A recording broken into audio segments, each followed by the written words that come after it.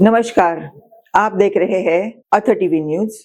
हमारे साथ देश दुनिया की बड़ी खबरें और मैं हूँ शुभदा सावंत। अब बात करते हैं उस मामले की जिसने पूरा देश का ध्यान अपनी ओर खींच लिया है। मुंबई से सामने आई एक ऐसी बड़ी कार्रवाई ने जिसने ऑनलाइन लोन एप्स के जरिए होने वाली ठगी और उगाही के काले कारोबार पर गंभीर सवाल खड़े कर दिए हैं। मुंबई क्राइम ब्रांच ने कथित अवैध इंस्टेंट लोन ऐप से जुड़े एक एक्सटॉर्शन रैकेट का भंडाफोड़ किया है। इस कार्रवाई के बाद पूरे देश में ऐसे लोन ऐप्स की कार्यप्रणाली एक बार फिर चर्चा का विषय बन गई है।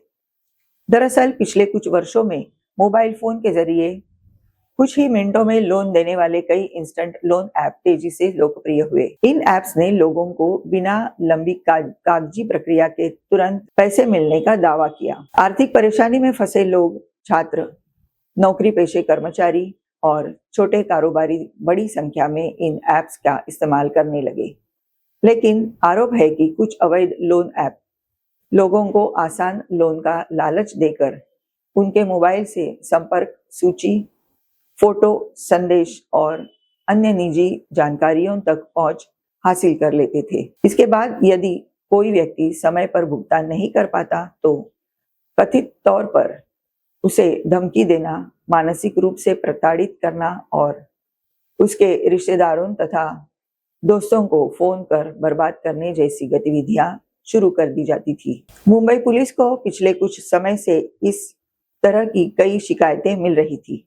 कई पीड़ितों ने आरोप लगाया कि उनसे तय राशि से कहीं अधिक पैसे मांगे गए। कुछ लोगों ने यह भी बताया कि मामूली देरी होने पर उन्हें लगातार कॉल, आपत्तिजनक संदेश और सोशल मीडिया के माध्यम से परेशान किया गया। इन शिकायतों के आधार पर मुंबई क्राइम ब्रांच ने जांच शुरू की। जांच के दौरान पुलिस ने कथित तौर पर ऐसे नेटवर्क का पता लगाया जो कई फर्जी कंपनियों, कॉल सेंटरों और डिजिटल माध्यमों के जरिए इस पूरे कारोबार को संचालित कर रहा था। जांच एजेंसियों ने इलेक्ट्रॉनिक उपकरण, मोबाइल फोन, कंप्यूटर, बैंक खातों और डिजिटल लेन देन से जुड़े दस्तावेजों की जांच शुरू की।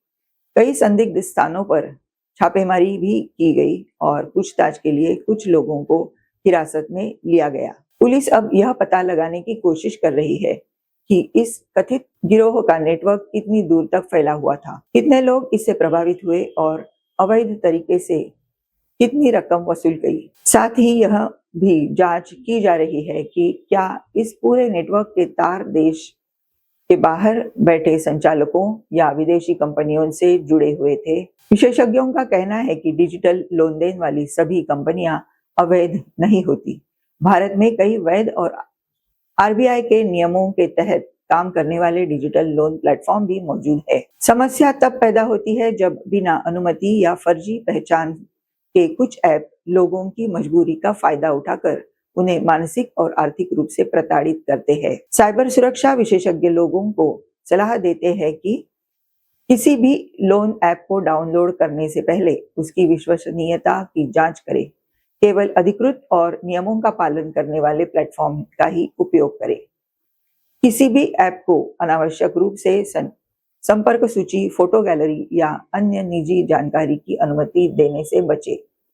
यदि कोई ऐप धमकी दे या ब्लैकमेल करे तो तुरंत पुलिस या साइबर क्राइम पोर्टल पर शिकायत दर्ज करानी चाहिए। मुंबई क्राइम ब्रांच की इस कार्रवाई को ऑनलाइन वित्तीय अपराधों के खिलाफ एक महत्वपूर्ण कदम माना जा रहा है। पुलिस का कहना है कि जांच अभी जारी है और मामले से जुड़े हर पहलू की गहराई से पड़ताल की जा रही है। यदि जांच में अन्य लोगों या संस्थाओं की भूमिका सामने आती है तो उनके खिलाफ भी कानून के अनुसार कार्रवाई की जाएगी। फिलहाल यह मामला जांच के अधीन है और अंतिम निष्कर्ष जांच पूरी होने के बाद ही सामने आएंगे। इसलिए किसी भी आरोपी को अदालत में दोष सिद्ध होने से पहले दोषी नहीं माना जा सकता। हालांकि इस कार्रवाई ने एक बार फिर लोगों को सतर्क रहने और ऑनलाइन वित्तीय सेवाओं का उपयोग सोच समझकर करने का संदेश जरूर दिया है। अब बात करते हैं चंडीगढ़ से सामने आई एक बेहद अहम खबर की। प्रधानमंत्री नरेंद्र मोदी के प्रस्तावित दौरे से पहले शहर में सुरक्षा व्यवस्था को लेकर हाई अलर्ट घोषित कर दिया गया है। इसकी वजह से 3 स्कूलों और चंडीगढ़ के मेयर कार्यालय को भेजे गए बम की धमकी वाले ईमेल, जिसके बाद पुलिस और सुरक्षा एजेंसियां तुरंत हरकत में आ गई। जानकारी के अनुसार प्रधानमंत्री नरेंद्र मोदी का चंडीगढ़ दौरा प्रस्तावित है। ऐसे में सुरक्षा एजेंसियां पहले से ही व्यापक तैयारियों में जुटी हुई थी। इसी बीच कुछ संस्थानों को धमकी भरे ईमेल मिलने की सूचना सामने आई। ईमेल में बम होने का दावा किया गया, जिसके बाद प्रशासन ने मामले को गंभीरता से लेते हुए तुरंत सुरक्षा प्रोटोकॉल लागू कर दिए। धमकी मिलने के बाद जिन स्कूलों के नाम सामने आए, वहां पुलिस, बम निरोधक दस्ता और डॉग स्क्वाड की टीमें तत्काल पहुंची। स्कूल परिसरों की गहन तलाशी ली गई। छात्रों, शिक्षकों और कर्मचारियों की सुरक्षा को प्राथमिकता देते हुए आवश्यक एहतियाती कदम उठाए गए। कई स्थानों पर अस्थायी रूप से लोगों की आवाजाही नियंत्रित की गई ताकि जांच बिना किसी बाधा के पूरी की जा सके। इसी तरह चंडीगढ़ के मेयर कार्यालय की भी व्यापक जांच की गई। सुरक्षा एजेंसियों ने पूरे परिसर को अपने नियंत्रण में लेकर हर हिस्से की बारीकी से तलाशी की। अधिकारियों ने किसी भी संभावित खतरे को ध्यान में रखते हुए सभी आवश्यक सुरक्षा उपाय अपनाए। प्रारंभिक जांच के दौरान किसी भी संदिग्ध विस्फोटक सामग्री की पुष्टि नहीं हुई। हालांकि सुरक्षा एजेंसियों ने स्पष्ट किया है कि इस तरह की किसी भी धमकी को हल्के में नहीं लिया जा सकता। इसलिए पूरी जांच प्रक्रिया अपनाई गई और शहर के महत्वपूर्ण सरकारी भवनों, सार्वजनिक स्थानों तथा प्रधानमंत्री के कार्यक्रम से जुड़े सभी स्थलों पर सुरक्षा और कड़ी करवाई दी। पुलिस अब यह पता लगाने में जुटी है कि धमकी भरे ईमेल किसने भेजे और उनका स्रोत क्या है। साइबर विशेषज्ञ ईमेल की तकनीकी जांच कर रहे हैं। डिजिटल रिकॉर्ड, आईपी एड्रेस और अन्य इलेक्ट्रॉनिक साक्ष्यों के आधार पर भेजने वाले तक पहुंचने का प्रयास किया जा रहा है। यदि कोई व्यक्ति इस मामले में दोषी पाया जाता है तो उसके खिलाफ कानून के अनुसार कड़ी कार्रवाई की जाएगी। प्रधानमंत्री के किसी भी दौरे पर पहले बहुस्तरीय सुरक्षा व्यवस्था लागू की जाती है। इसमें स्थानीय पुलिस, खुफिया एजेंसियां, विशेष सुरक्षा समूह एसपीजी और अन्य सुरक्षा बल मिलकर सुरक्षा की समीक्षा करते हैं।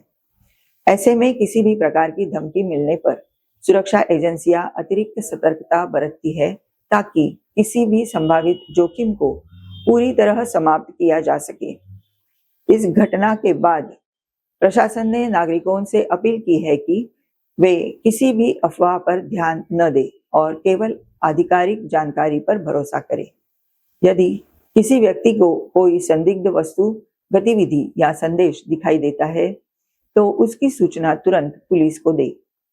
अधिकारियों ने यह भी कहा है कि सोशल मीडिया पर अस्पष्ट जानकारी साझा करने से बचे, क्योंकि इससे अनावश्यक भ्रम की स्थिति पैदा हो सकती है। सुरक्षा विशेषज्ञों का मानना है कि हाल के वर्षों में ईमेल के माध्यम से फर्जी बम धमकियों के मामले कई शहरों में सामने आए हैं।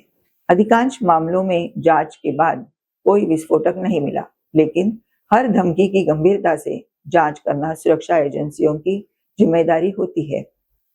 यही कारण है कि इस मामले में भी किसी प्रकार की लापरवाही नहीं बरती गई। फिलहाल जांच जारी है और सुरक्षा एजेंसियां हर पहलू की पड़ताल कर रही है। यह भी जांच का विषय है कि धमकी का उद्देश्य केवल दहशत फैलाना था या इसके पीछे कोई अन्य मकसद था। अंतिम निष्कर्ष जांच पूरी होने के बाद ही सामने आएंगे। इसलिए इस समय किसी भी व्यक्ति या समूह के बारे में बिना आधिकारिक पुष्टि के कोई निष्कर्ष निकालना उचित नहीं होगा। फिलहाल इस खबर में इतना ही। देश और दुनिया की हर बड़ी, सटीक और विश्वसनीय खबर के लिए जुड़े रहिए अथ टीवी के साथ। हमारे साथ जुड़े रहने के लिए बहुत बहुत धन्यवाद। नमस्कार।